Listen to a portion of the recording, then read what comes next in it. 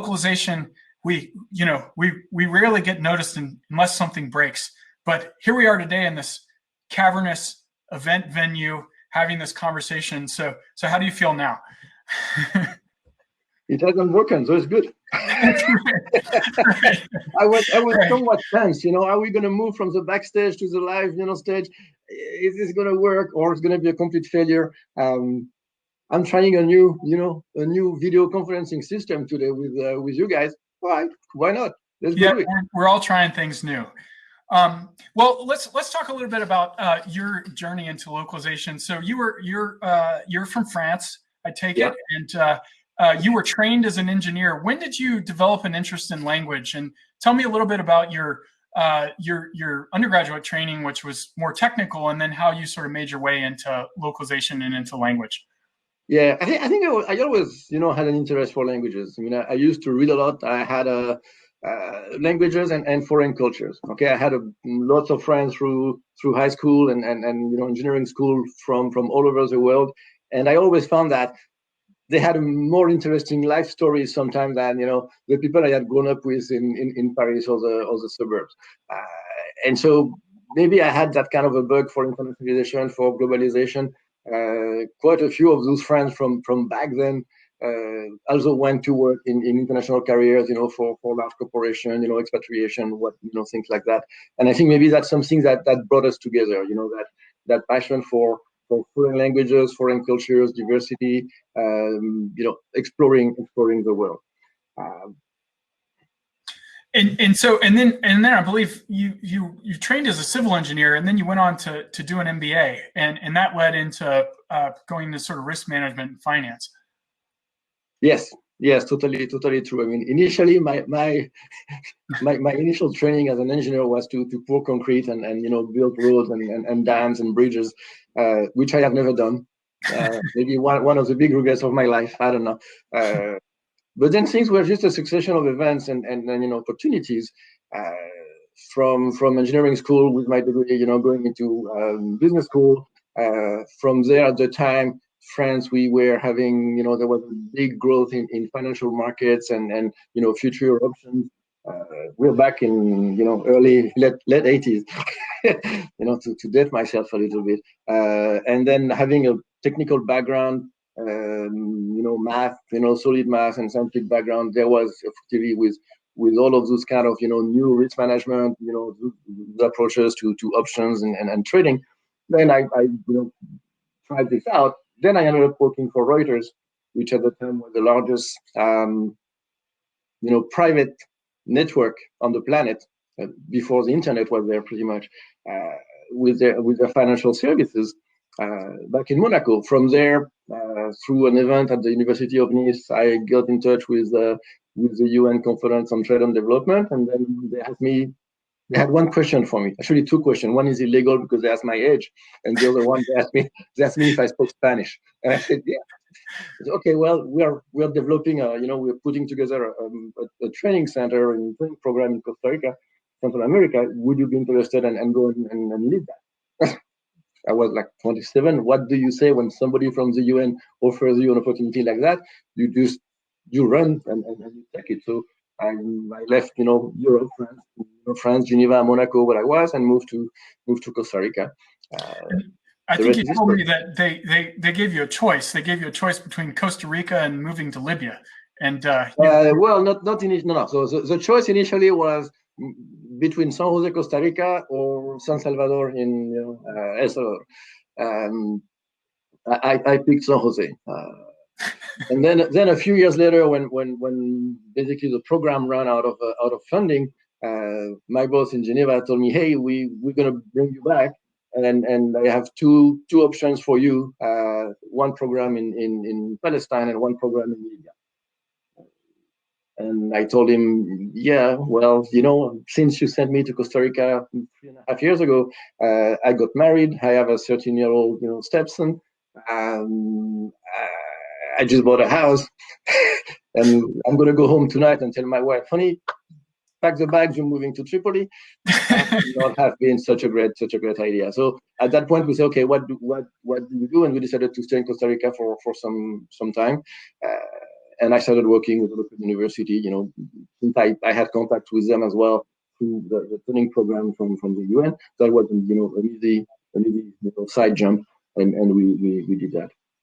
So you ended up in Costa Rica. You're in Costa Rica now, and you ended up teaching finance, I believe, at a local business school.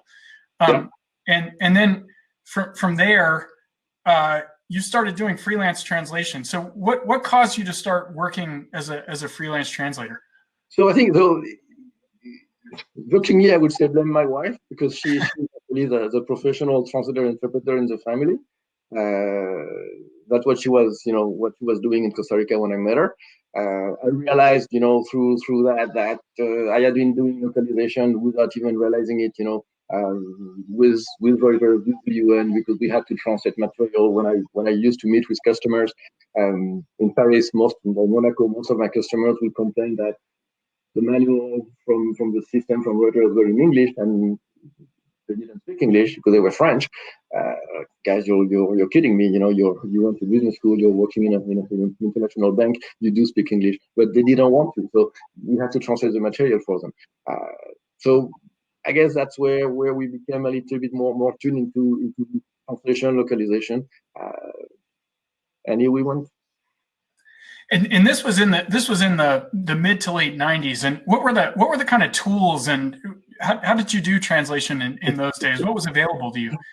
So if I oh my God, if I tell you, we used to have, my wife and her colleagues would come, they would come home in the evening after work, and we would remove everything from the dining room table and put, a few computers there, stack of dictionaries, and they had basically Word, and they would put, a printout of the English document on one side of the screen, and they would start typing.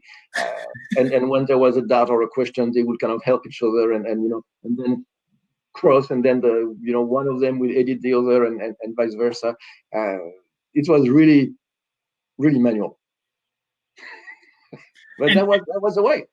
So linguistic research in those days was like going to the library and getting a book. Yes. Every trip. I mean, it was expensive actually to actually get those specific, specialized dictionaries in Costa Rica. So every trip we made to France or to the US, we would like stack our bags, with books and bring them back to Costa Rica. Very heavy. And you told me a story about how you had to research something having to do with goats, and you had So that's, I mean, I found it interesting that earlier you mentioned the fact that you were paying your translators by the hour, because that's after we moved to the US, and we did some freelance work with Nike, and I had once to translate a very, very short paragraph where there was some mention of the comparison between the sole of a shoe and the hoof of a mountain goat, and that was great comparison, to give you, traction, adherence and whatnot, and stability. But the only problem is that in France, mountain goat, you can translate that literally at chef de montagne, but that's not a well-known animal there, because that's an animal that's endemic to the Rockies in the US. What we know in France, what we relate to, is a chamois and bouquetin, some noble animal in the French Alps. Noble animal up in the Alps. And I needed to figure out which one of those has the most similar hoof to the mountain goat and to the sole, so I can actually, properly localize that paragraph. And it was maybe 15 words, and I spent 2 hours on it. and MT would not have helped me back then. Yeah, it's interesting. And MT wouldn't help you back then, and it wouldn't help you today either, which Probably. is quite interesting. Which is why you still need to give the translators, a little bit more control over what they're doing. Mm-hmm. And what were in those days you were working in? I'm guessing you were just working in WordPerfect, or some kind of word processor or something. Yes. And we used to have, let's say we would do localized documents on FrameMaker or PageMaker or whatever, and we had a stack of 17 diskettes that we would put in the floppy drive, and then place our text on a nice on a nice whatever brochure. That was interesting time. And then we would run. I would take the save on a floppy and drive to the printer to give the to give the material to print to the printing company, and then we'll get approved. We will proofread it, edit it, and then bring it back and say, no, you need to change this, change that, and finally we will have something we could deliver to the customer. It was an interesting way of doing localization. It's so much easier. It's changed. So I mean, the tools available are so much better now than they were then, and that wasn't that long ago. It's just 20 years ago. It's incredible. 2025, yeah. Yeah. When you think of it. Let's talk about your journey into localization leadership. So it's really common for leaders coming into localization to have a linguistic background. It's far less common for them to have a technical background and even a finance background like you do. So maybe how did your non-linguistic experiences and training before you came into localization, how has that sort of influenced or informed your approach to localization? So I mean, clearly Intel didn't hire me back then, to start in localization for my engineering skill in pouring concrete and drawing plans. They were most interested in my ability to speak French and Spanish. Mm-hmm. And so that was the reason why they brought me in. And then having the background with business and numbers, all of those kind of helped me progress through the years, from mostly starting as a French and Spanish QA person, QA engineer, to project management, resource management, and then leading the team. It also helped me, I would say, when I engage with our customers internally, to have a better understanding of their need and challenges, because I had that 4 years with the UN on international trade and globalization, which was quite helpful. It gave me a good grasp for those issues. Of course, running forecast, planning, budgeting. I won't say it's in second nature, but I'm relatively comfortable with numbers, and that's not really a big challenge. So all of this helped to run localization, make it function internally for Intel as a small business. We had our needs to cover our cost and function and break even, and I was responsible for managing and tracking this on a quarterly basis for quite a few years. It's interesting you call it a small business. Well, it's actually a reasonably sized business that you manage, but I think it really is kind of in most companies it's a function that you can run like a business that has a P&L. You have customers that you serve internally. You have suppliers that make your business possible, and I think that sort of business oriented approach to management is less common, but I think is absolutely essential to running an organization of your scale. Yeah, but I think it's a small business of a decent size, let's say. But that's the way it runs. I mean, we make very little distinction between let's say ourselves, the few employees inside Intel, and then our pool of suppliers. We are together as a localization team. Working with you and others, we are partnering in this, and that's the way we approach it. All right, well, let's talk about, so you started at Intel in 2000, and Intel's one of the world's iconic companies. And when you started there, Craig Barrett was still CEO, who was one of the early employees, part of the founding team with Andy Grove and Gordon Moore. And I think Intel's really been a standard bearer for this idea of the strength of this sort of rationalization of management, but then also the importance of company culture on running and building an organization. So could you tell us a little bit about Intel's company culture and maybe see how you see some of that influencing the way that you run localization and the way that you think about it? Yeah, so that's a good question. So I mean, the culture in the company. I mean, we are all exposed, to it. We receive training, and then we talk about it. And then we try to walk the talk. It's really you realize that culture has been there and has served us well for over 50 years. And there is a willingness to challenge yourself, reinvent yourself, even when things actually to try new things when things are going well. because actually you're in a position of strength, and that's the moment to take maybe a little bit more risk. The ability to make tough decisions. Enter into a business, exit from another business. That brings to localization, constant changes. We see a new customers pop up. We have to learn how to service their need. 2 years later, 3 years later, they're gone, and then something else comes up. And so there is that constant, renewal that we have to deal with. I think from a cultural standpoint, that expectation that as manager we will provide for our teams, a safe space to experiment. Let's try things. Some will fail, and that's okay. We're going to learn from that, and then we're better off for it. And then not being satisfied with the status quo. I had a customer early on when I started who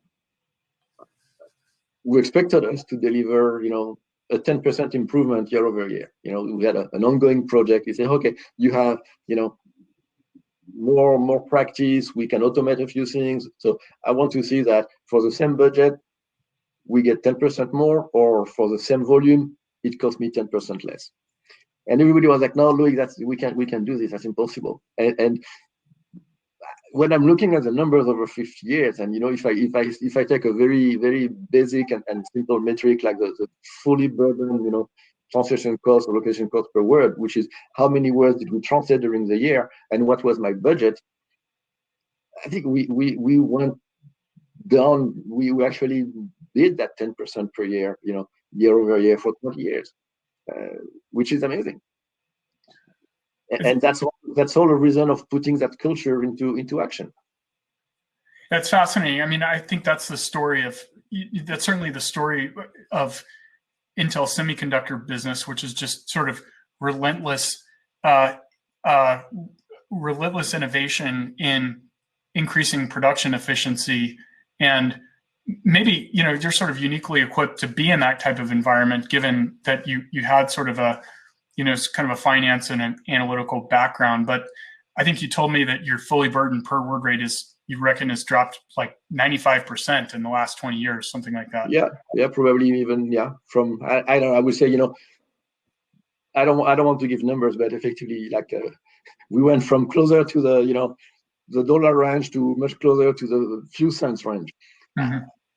And all of this came through adopting, technologies, revisiting our processes.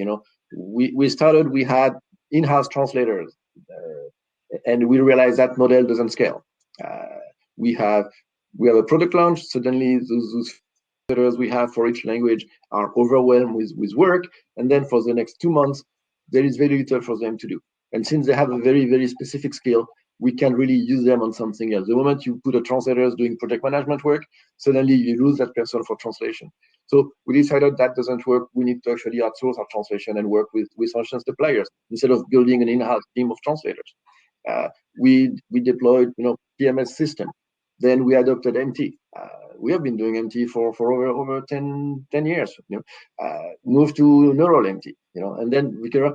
What's the next thing to do? We are constantly monitoring what's happening, not even in the industry, but the kind of research that's being done within university in the lab, startups that seems to be promising with interesting ideas that are turning into from the idea in the lab into a product. And how can we encourage that? How can we support that? How can we use it?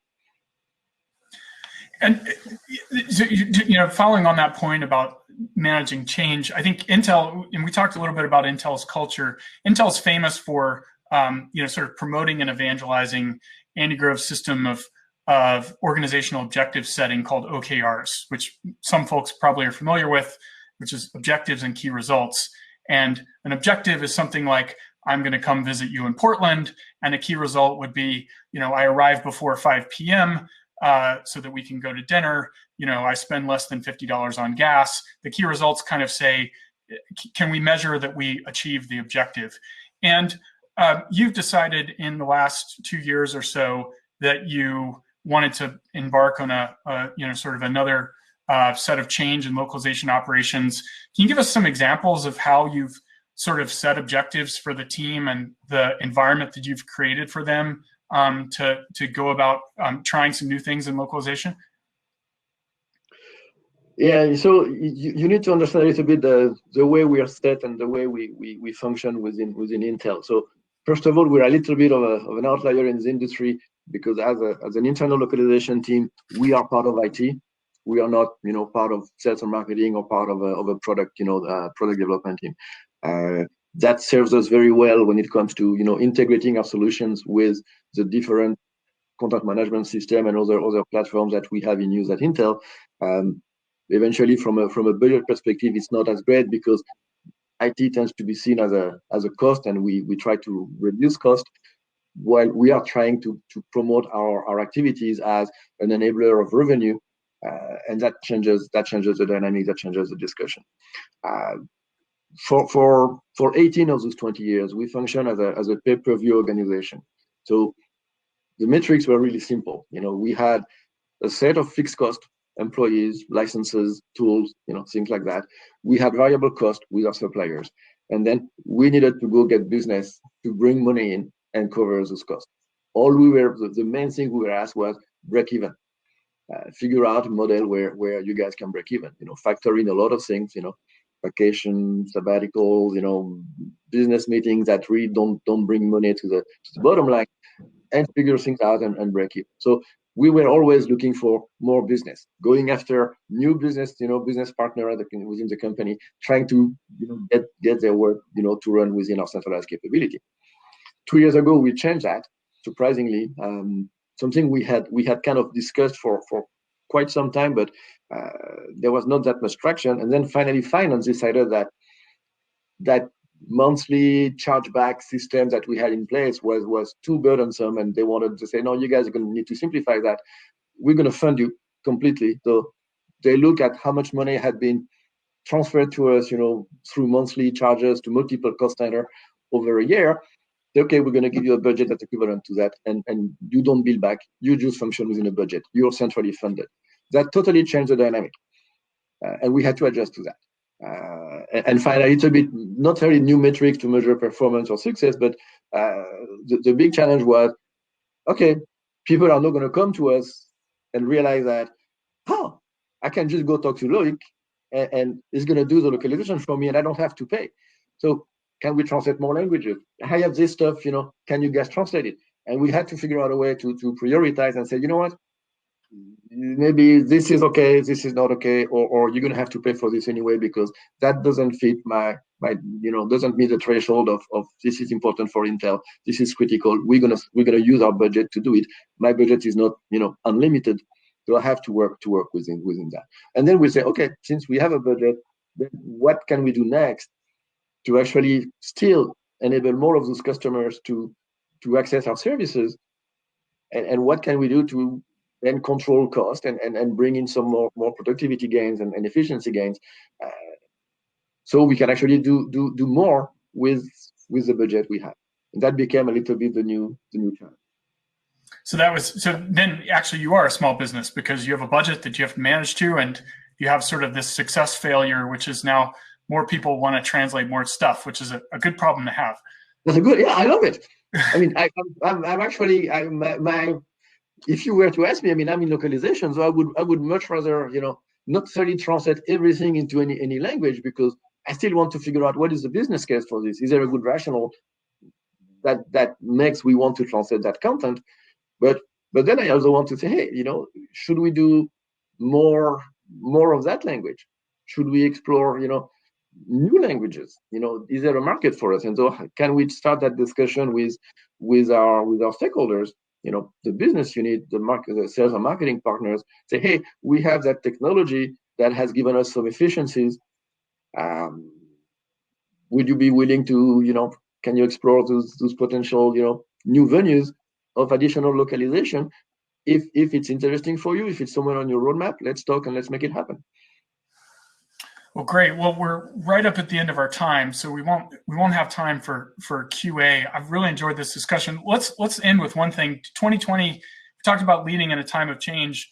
We've also had this sort of transition to remote work. So you've been managing sort of a pretty heavy transformation with a team that's now distributed. I think in localization, we're kind of lucky in that we already are distributed and we have some of the tools to work remotely. But I mean, what are the 1 or 2 lessons that maybe you've learned over the last few months of managing a team in a time of extraordinary change like this? I think you mentioned to me you were a firefighter.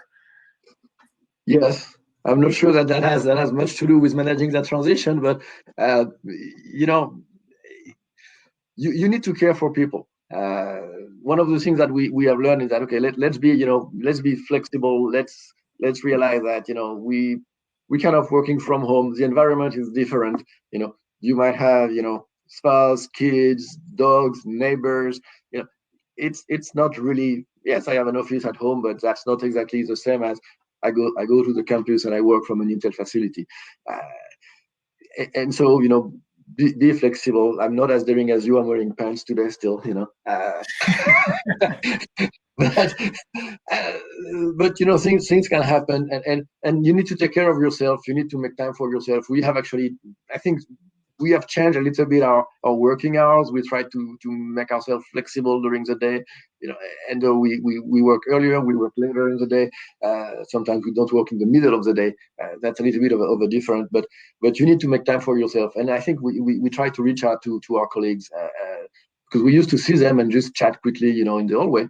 We don't have this anymore, but hey, I'm here, how are you doing? Little things make a huge difference. It's true that localization, we have been distributed. I mean, I have people from Europe to Asia and from Canada to Argentina. So we are used to working, via Zoom and Teams and other platform, IM, email, all of this. That's kind of normal business for us. And when 80% of us are working that way, moving to 100% is actually not that much of a challenge. It's actually probably even things out for everybody. Okay, you don't have the poor 2 or 3 people who are in Europe, Asia, or Argentina on the call, and everybody else is in a room, here in Oregon. So that has been probably actually an improvement, even, I would say. Well, thank you so much for making time out of your busy day to talk with us today. Thanks for your partnership and for for the work that we've done together. And I hope you have a great rest of your day and enjoy the rest of the conference. So we have a few questions on the chat. Do we need to address those? I think we're kind of into the next session. So we might have to follow up. Maybe Allison pops on and we might have to follow up with some of those. So tell me, if you want me to respond to a couple of people online, I can do that. I don't mind.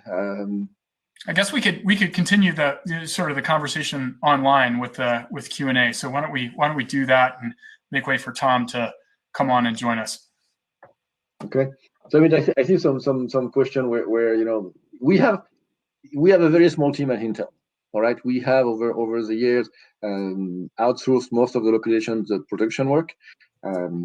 So currently we are kind of asking our colleagues our friends from Lilt to handle the machine translation development on our behalf. We're still in a transition phase there as well from our former empty engine, empty solutions that we have trained over time. I would say probably 95% of my team is completely on the supplier side.